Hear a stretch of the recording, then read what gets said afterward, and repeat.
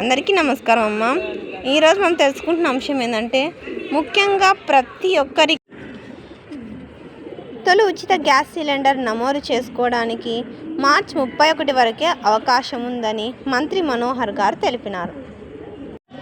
మంత్రి మనోహర్ గారు తెలిపిన వివరాలను గురించి తెలుసుకునే ముందు ఇంకా మన ఛానల్ సబ్స్క్రైబ్ చేసుకున్న వాళ్ళు ఎవరంటే దయచేసి సబ్స్క్రైబ్ చేసుకొని లైక్ చేసి షేర్ చేసి మీ ఫ్రెండ్స్కు రిలేటివ్స్ అందరికీ సబ్స్క్రైబ్ చేసుకోమని చెప్పండి.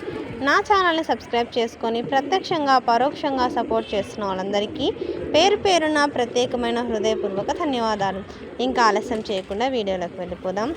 ఈనాడు డిజిటల్ అమరావతి తొలి ఉచిత గ్యాస్ సిలిండర్ పొందటానికి మార్చి 31 వరకే అవకాశం ఉందని పౌర సరఫరాల శాఖ మంత్రి నాదెండ్ల మనోహర్ తెలిపారు.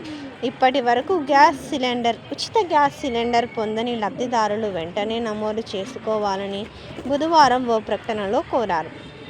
ఇప్పటి వరకు 98 లక్షల మంది ఉచిత గ్యాస్ సిలిండర్ పొందారు.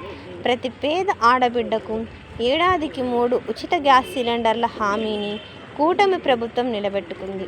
ప్రజల జీవన ప్రమాణాలు మెరుగుపరిచే ఉద్దేశంతో కేంద్ర రాష్ట్ర ప్రభుత్వాలు ప్రతిష్టాత్మకంగా దీపం 2 పథకాన్ని అమలు చేస్తున్నారు. ఈ పథకానికి ఇప్పటికే 2684 కోట్ల మంది మంజూరు చేశాం డబ్బులు.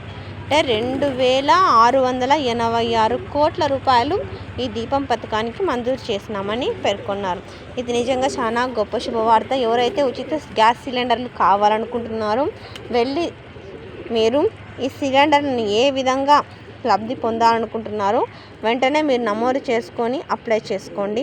అందరికీ ధన్యవాదాలమ్మా. ఇంకా మన ఛానల్ సబ్స్క్రైబ్ చేసుకుని వాళ్ళని దయచేసి సబ్స్క్రైబ్ చేసుకొని లైక్ చేసి షేర్ చేసి మీ ఫ్రెండ్స్కు రిలేటివ్స్ అందరికీ సబ్స్క్రైబ్ చేసుకోమని చెప్పండి.